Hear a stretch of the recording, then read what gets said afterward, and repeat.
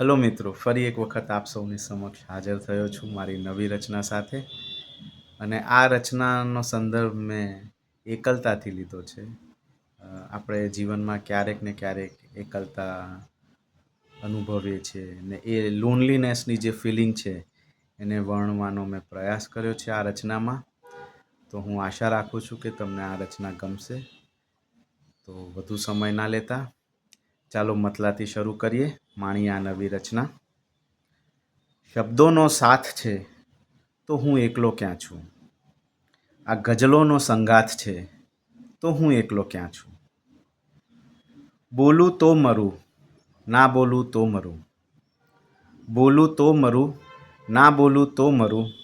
ખભે સંબંધોનો વેતાલ છે તો હું એકલો ક્યાં છું? જેને મળું છું મુજ જેમ ફરિયાદી નીકળે છે. જેને મળું છું મુજ જેમ ફરિયાદી નીકળે છે. ના કોઈ હોય દાવેદાર તો હું એકલો ક્યાં છું? કોઈ દી સાંભળે મારું તો કોઈ દી મોઢું ફેરવી લે. કોઈ દી સાંભળે મારું તો કોઈ દી મોઢું ફેરવી લે. સમય મારી હારોહાર છે તો હું એકલો ક્યાં છું? હું પૂરાયેલો છું ભલે મનની એકલતામાં. હું પૂરાયેલો છું ભલે મનની એકલતામાં. આ પંડથી ના છૂટી શકાય તો હું એકલો ક્યાં છું? નથી બોલાવવી પડતી એ જાતે જ આવી જાય છે. નથી બોલાવવી પડતી એ જાતે જ આવી જાય છે. યાદોની આગવી છે જમાત તો હું એકલો ક્યાં છું?